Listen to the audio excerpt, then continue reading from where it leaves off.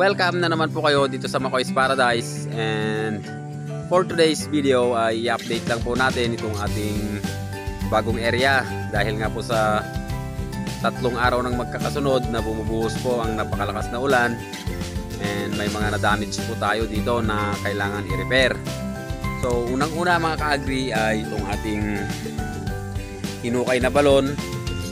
Bali tinakpan natin nung nakaraan ng mga yero para hindi sana pumasok yung mga dumi. So ang nangyari mga ka-agri ay natabunan po siya ng lupa. So kailangan po natin i-repair dyan para naman yung tubig natin ay hindi maputol. So kung mapapansin yung mga ka-agri ay dito sa bandang kanal ay umaagos na po yung tubig dahil nga po sa sobrang lalakas po talaga ng bumubuhos na ulan mga ka-agri. And yung mga alaga naman natin is nandito. So sinalubong na naman tayo mga ka-agri. Pero nakapagpakain na po tayo kaninang umaga. So hindi lang tayo nakakapagtrabaho sa ngayon dahil nga sa tumutulong po tayo doon sa may labas para mag-clearing. Dahil nga sa inaayos na po yung source or pagmumulan ng ating source ng kuryente dito.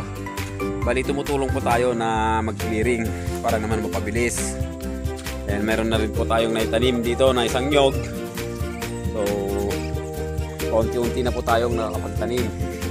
So dito naman sa pinapatag natin na tatayuan ng ating kubo ay meron din pong mga konting nag-landslide dito. So ayan, lilinisin natin bukas yan. Sunday siguro hindi naman gagawa yung mga nandyan sa labas. So puntahan natin dito sa kabila. And meron pala tayong good news mga ka-agri, no? Yung isang manok natin na naglilimlim ay namisa na po kahapon. So naibaba natin kahapon. Hindi lang po natin na-videohan dahil nga po sa napakalakas ang ulan. And meron din po tayo ditong pinapalaki na cuttings. Yan po ay ubas po. So ito po yung green na variety. Ito yata yung ginagawang wine saka suka. So hindi po natin alam. Sa pagkakalam ko mga ka-agri is medyo maasim yung variety ng ano na yan, ng ubas. And yung mga Muscovy ducks natin, so nandito. And ipapalit daw natin yung ano natin mga ka-agri, yung barako dyan sa kabila. Dahil nangangailangan din siya ng barako para hindi daw mano yung lahi ng pato niya. So maganda naman yun mga ka-agri. Hindi na natin kailangan ilipat pa ng malayo. So itong ano natin dito, yung naglilimlim natin dyan. So yan po yung namisa. And meron pa pong isa dito mga ka-agri, naglilimlim. So mamaya pa yung kain nyo mga alas 3. Bali na update lang po natin. At dito sa part naman dito sa ating mga kulungan or dito sa malapit sa breeding pen, buti na lang medyo malayo po yung breeding pen natin. Meron din pong nag-collapse na lupa dito. So kasama po yan sa mga lilinisin natin. Itong mga manok talaga natin, itong mga alaga natin, pag nandito na po ako ay talagang lumalapit na sila. Every time na nandito ako, kala nila magbibigay tayo ng patuka. So maaga pa naman. Ito na po yung mga agri, yung ano natin, yung namisa nating manok. Bali may 10 sisiw. And karamihan sa kanila is black dahil black nga yung rooster na ginagamit natin dito. So maganda naman yun dahil yun nga yung gusto nating mangyari, maging itim lahat ng ating mga alaga dito. And i-update na rin po natin itong mga Muscovy ducks natin na lumalakas na rin pong kumain. So ayan. So ayan na po yung mga Muscovy ducks natin, medyo malalaki na and malakas na rin pong kumain. At kung makikita nyo, talagang ino-open ko po sa kanila yung patuka para mabilis po silang lumaki. So ayun. So ayun po yung mga kaganapan dito no mga ka-agri.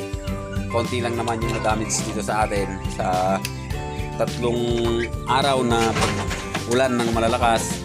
So dito is mukhang nakumpak na mga ka-agri dahil nga sa hindi na siya bumaba. So ang nangyari na lang dito, yung dinaanan ng tubig is parang nagkaroon ng kanal. So ayan. And dun din sa part na yon mga ka-agri. So ayan. Buti na lang at medyo natambakan na natin itong breeding pen. Ayos na itong isa, ginawa nating bodega muna natin. So nilagay natin dyan yung mga net saka yung ibang gamit. Tapos dito is ayusin natin yung paitlugan dahil ibabalik din natin yung ating mga manok panabong. So ayan, bibilhan na lang natin ng ipa ulit.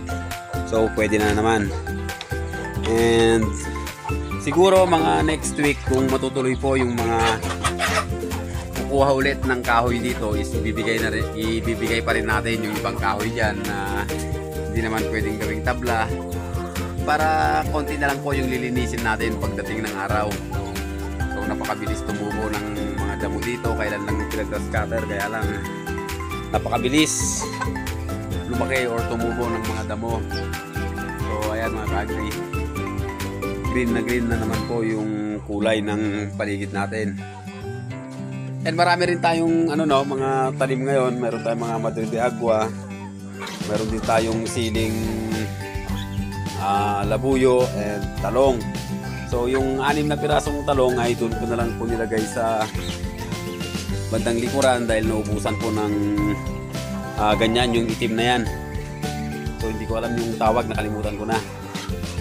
So ayan, konti-konti muna yung tanim nating mga gulay dahil hindi pa naman tayo sanay. Kumbaga pag-aaralan muna natin, kaya bumili ako ng tig 10 muna na sili tsaka talong. So may mga nabili pa tayo dyan na upo, na buto, tsaka sitaw. So unti-unti lang po mga ka-agri na or konting volume lang muna yung itatanim natin dahil na gusto natin munang pag-aralan yung pagbubulay mga ka-agri. So pagkakabisado na natin, dadamihan na po natin yung ating itatanim dahil maluwag naman po itong area.